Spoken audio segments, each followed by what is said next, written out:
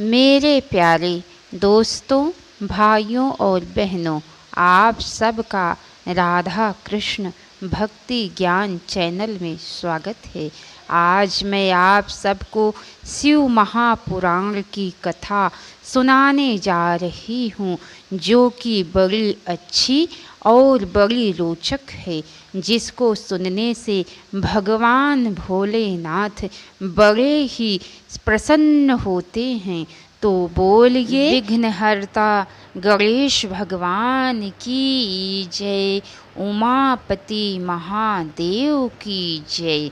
चलिए दोस्तों, आप सबको आगे की कथा सुनाती हूँ। ब्रह्मा जी कहते हैं, हे नारद मुनि, उधर महाबली तारक ने जब देवताओं के इस युद्धोद्योग को सुना तो वह भी एक विशाल सेना के साथ देवों से युद्ध करने के लिए तत्काल ही चल पड़ा।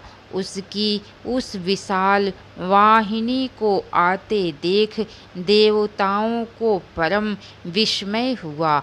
उसी समय भगवान विष्णु आदि संपूर्ण देवताओं के प्रति आकाशवाणी हुई, देवगण, तुम लोग जो कुमार के अधिनायकत्व में युद्ध करने के लिए उद्धत हुए हो, इससे तुम संग्राम में दैत्यों को जीतकर विजयी होगे।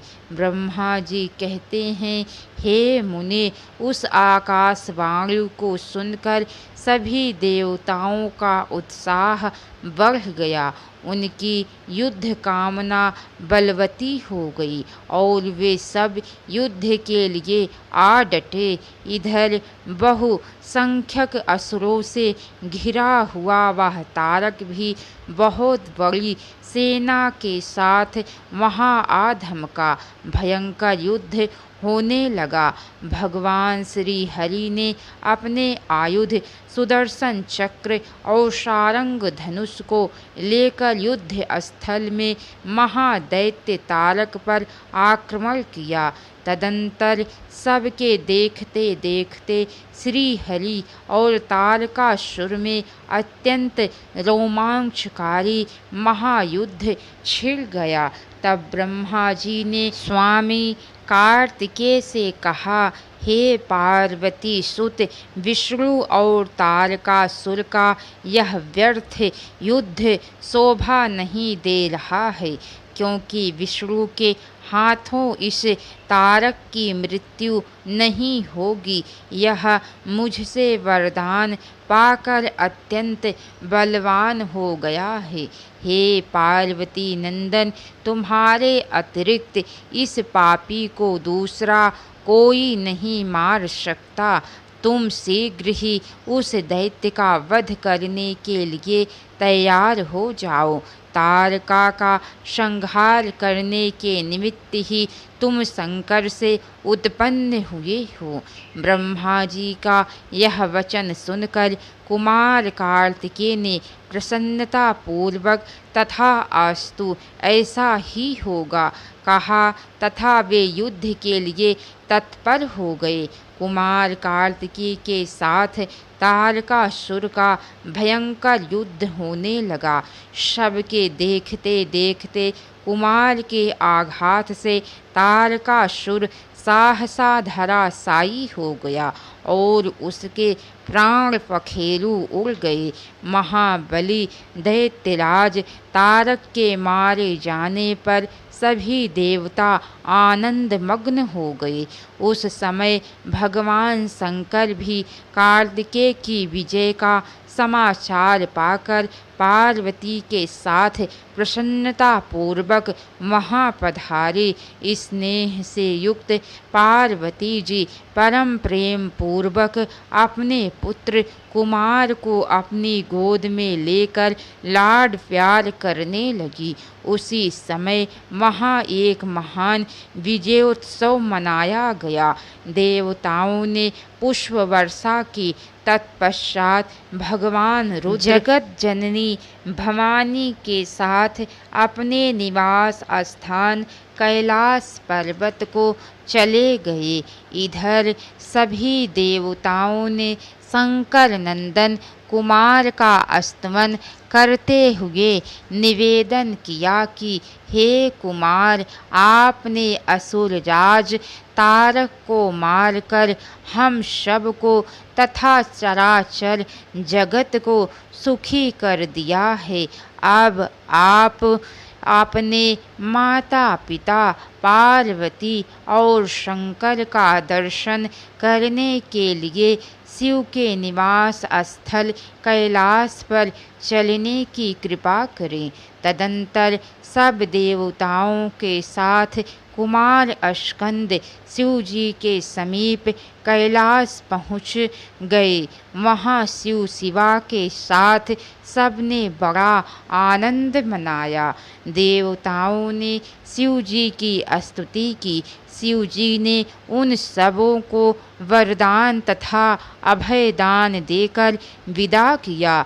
भगवान गणपति के जन्म की कथा। नारद जी बोले, प्रजानाथ, मैंने स्वामी कार्तिकेय के सब वृतांत तथा उनकी उत्तम कथा सुन ली। अब गणेश का उत्तम चरित्र सुनना चाहता हूँ। ब्रह्मा जी बोले, हे नारद, एक समय पार्वती के मन में ऐसा विचार आया कि मेरा कोई एक ऐसा सेवक होना चाहिए जो परम शुभ कार्य कुशल और मेरी ही आज्ञा में तत्पर रहने वाला हो।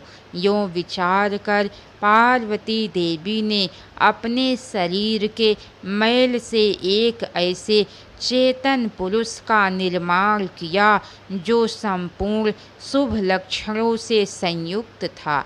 देवी ने कहा, तात, तुम मेरे पुत्र हो, मेरे अपने पुत्र हो, अतः तुम मेरी बात सुनो। आज से तुम मेरे द्वारपाल हो जाओ।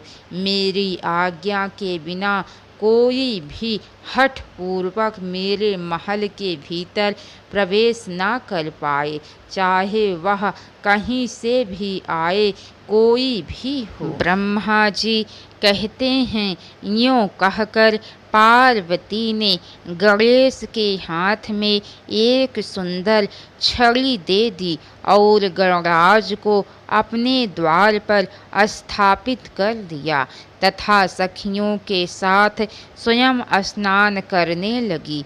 इसी समय भगवान शिव द्वार पर आ पहुँचे। गणेश पार्वती पति को पहचानते तो थे नहीं, अतः बोल उठे, माता की आज्ञा के बिना अभी भीतर मत जाओ, कारण माता स्नान करने बैठ गई हैं। महेश्वर के गण उन्हें समझाकर हटाने का प्रयास कर रहे थे, परंतु गणेश वहाँ से हटे नहीं।